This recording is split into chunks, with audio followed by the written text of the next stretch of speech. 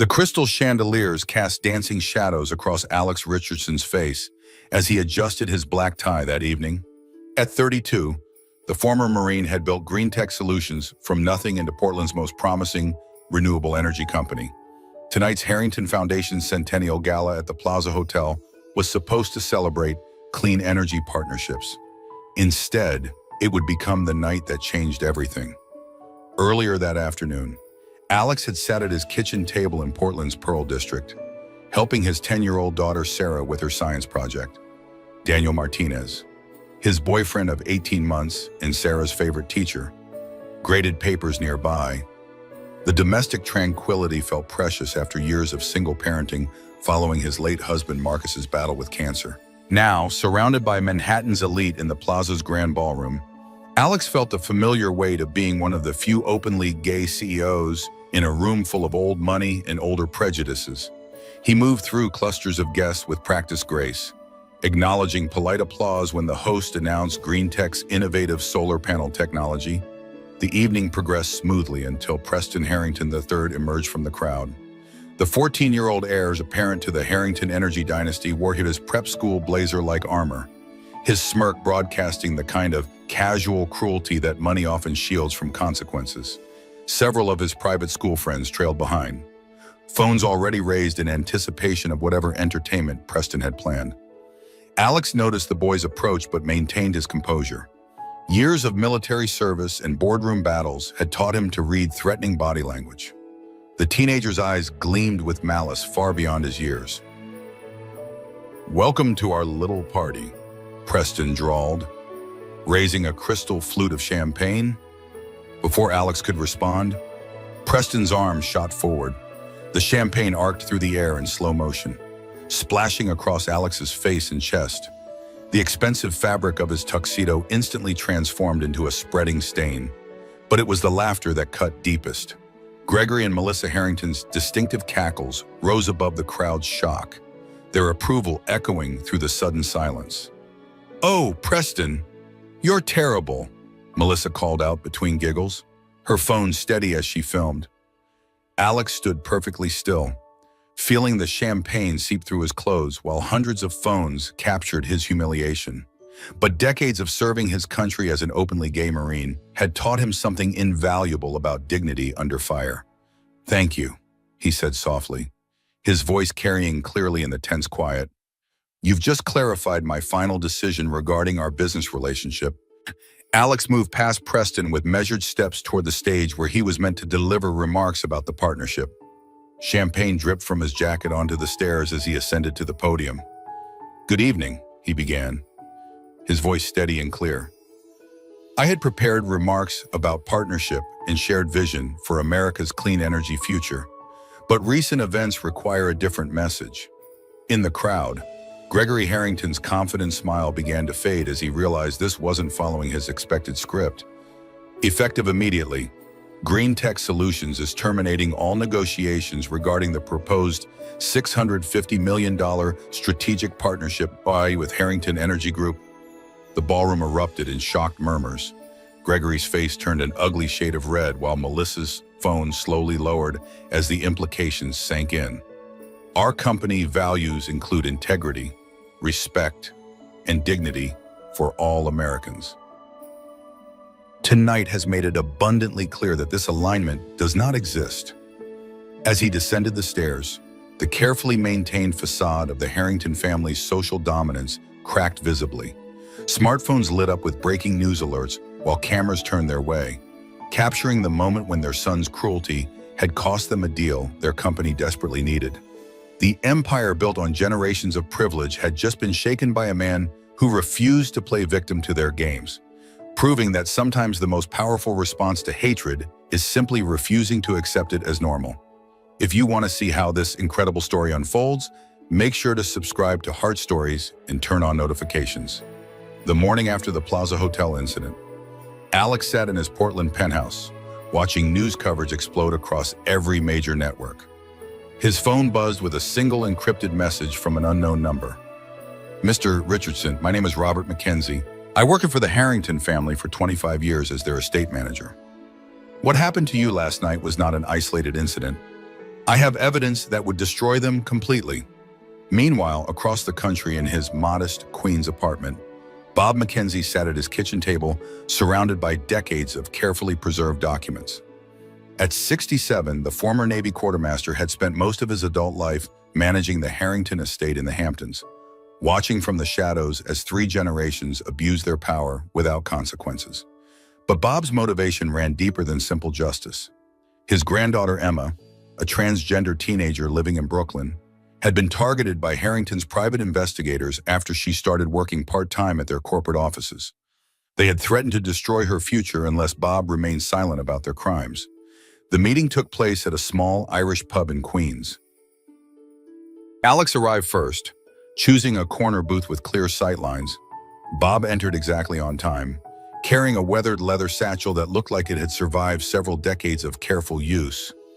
"Thank you for coming, Mr. Richardson," Bob said as he settled into the booth. "After what I witnessed last night, I couldn't stay silent anymore. That boy Preston is exactly like his father was at that age. Same cruel smile, same certainty that rules don't apply to people like them." Bob opened his satchel and withdrew manila folders, their edges worn from years of careful handling. "I started keeping records during my first month on their staff.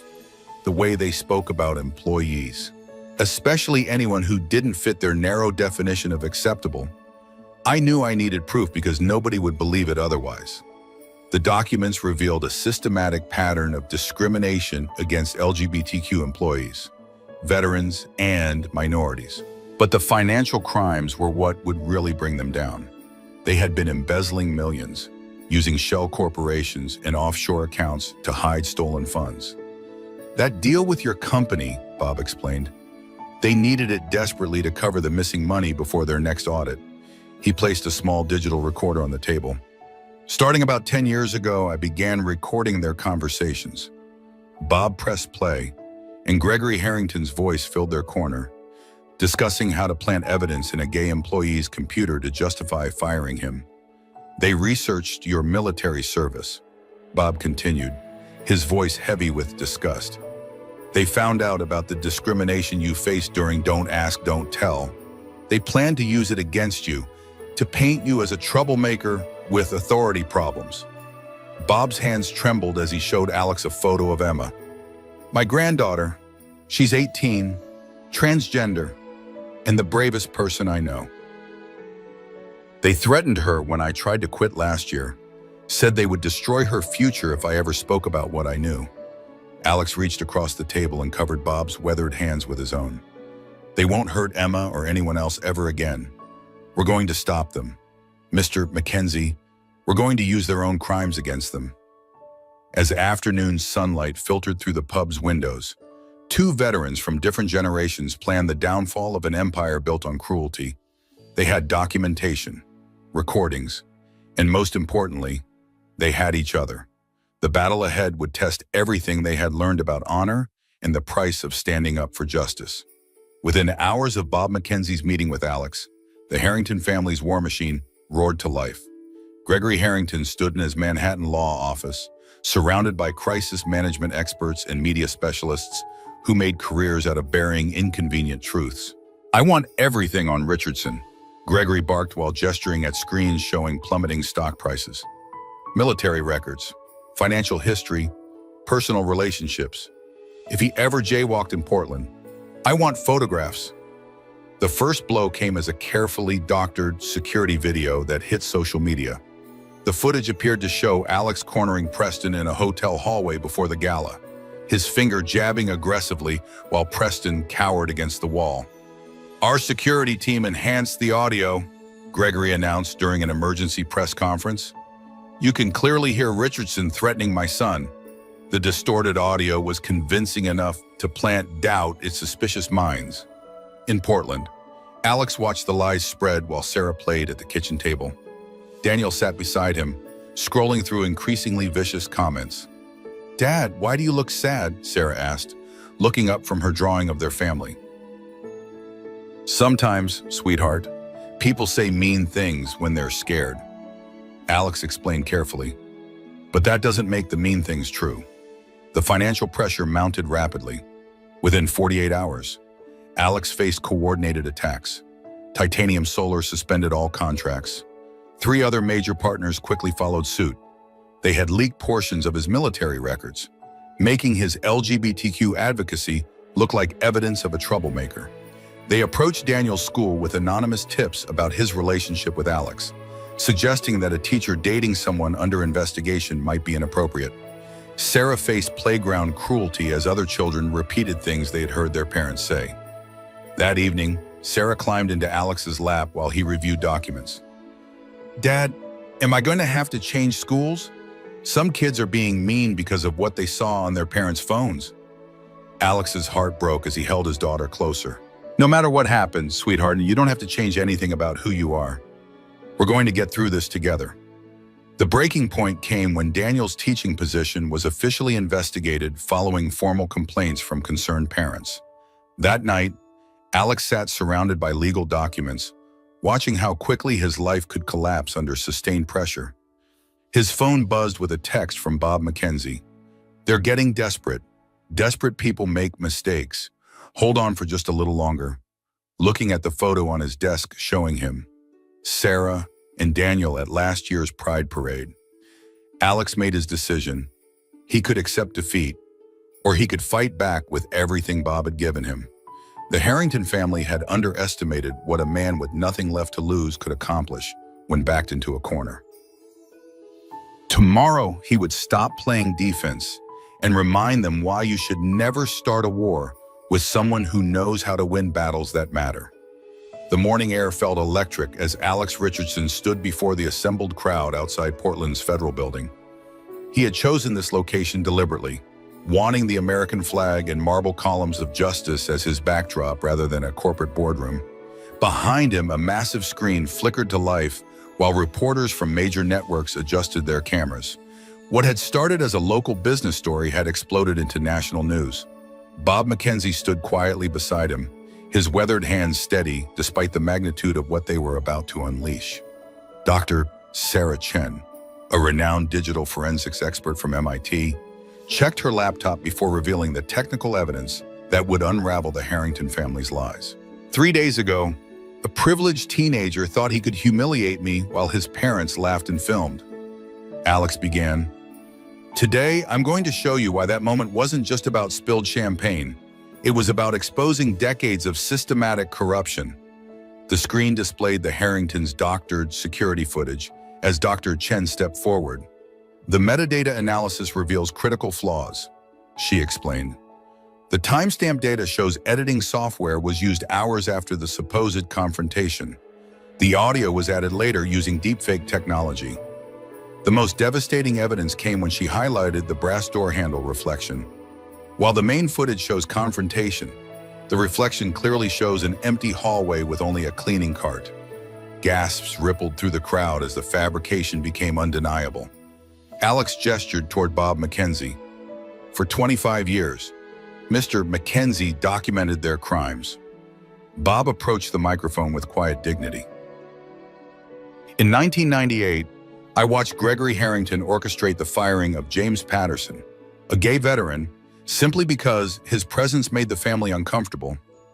The recordings Bob played were devastating in their casual cruelty. Gregory's voice discussing how to destroy careers, manipulate financial records, and use private investigators against anyone who crossed them.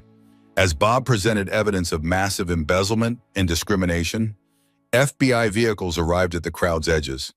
Agents moved toward nearby Harrington offices while others documented the evidence being presented. Meanwhile, in New York, coordinated raids were underway. Gregory Harrington was caught fleeing through his building's parking garage, briefcase full of incriminating documents. Melissa was arrested at their Hampton estate while frantically deleting files. Within hours of the press conference, the Harrington empire collapsed. Their stock was suspended after falling 70%. Major partners severed both ties. Government contracts worth hundreds of millions faced review for corruption. But the personal validation meant more than financial victory. Companies that had abandoned green tech issued public apologies and requested to restore partnerships. Daniel's school district cleared him of all allegations. Sarah's classmates began approaching her with apologies. That evening, as Alex tucked Sarah into bed, she looked up with her serious expression. "Dad, Mr. Bob was really brave to tell everyone about the bad things. Wasn't he?" "Yes, sweetheart. Sometimes the bravest thing is telling the truth. Even when it's scary and powerful, people don't want to hear it." Outside, Portland's lights sparkled like stars, illuminating a community that had proven truth, backed by courage and evidence, could still triumph over money and influence in America. 6 months after the Plaza Hotel incident, Alex Richardson stood once again before the Grand Ballroom's entrance. But everything had changed. The same brass handles that had once opened onto his humiliation now welcomed him as guest of honor at the American Civil Rights Foundation's annual gala. The transformation had been remarkable. Green tech had emerged as one of the fastest-growing renewable energy companies on the West Coast. Daniel had been promoted to assistant principal. Sarah, now 11, had become proud to tell anyone that her dad had helped catch real bad guys. Tonight's centerpiece was announcing the Robert McKenzie Protection Fund, designed to support whistleblowers who risked everything to expose corporate corruption and discrimination. Bob McKenzie sat at the head table, elegant in his Navy dress uniform. At 68, he had become an unlikely celebrity, speaking about the importance of documenting injustice even when speaking up seemed impossible. 6 months ago, in this very room, Alex began from the podium. "A privileged teenager thought he could humiliate me without consequences. His parents thought their wealth made them untouchable." He paused, allowing memory to settle over the crowd. But true power doesn't come from inheritance. True power comes from refusing to accept injustice, not just for ourselves, but for everyone who has ever been told to stay quiet. The screens displayed images from the investigation that followed: FBI raids, congressional hearings, victims finally finding their voices after decades of silence. Sarah was invited on stage to present her father's award. She approached the microphone with newfound confidence. "My dad teaches me that being brave doesn't mean you're not scared. It means you do the right thing even when it's hard, and even when mean people try to stop you." As the gala concluded, Alex found himself in the exact spot where Preston had thrown champagne. The marble showed no trace of that humiliation, but the memory remained transformative. The investigation had revealed corruption reaching far beyond the Harrington family. Preston, now 15 and in therapy, had written a public apology demonstrating genuine understanding of the harm caused. As guests left, Alex stepped outside where cameras had once captured his humiliation. Now those steps hosted conversations about justice, reform, and building a more equitable society. Bob joined him in the cool evening air. "You know what I learned through all this? Courage isn't something you are born with. It's something you choose, again and again, especially when it would be easier to stay silent." Alex nodded, thinking about thousands who had reached out to share their own stories. Their foundation was already investigating hundreds of cases, proving the Harrington crimes were symptoms of much larger problems. As they drove toward the airport, Sarah fell asleep against Alex's shoulder, clutching the rainbow pin Bob had given her.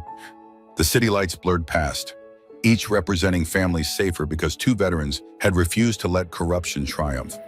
The transformation from victim to victor was complete, but they had created a legacy protecting countless others from experiencing the cruelty they had endured and overcome.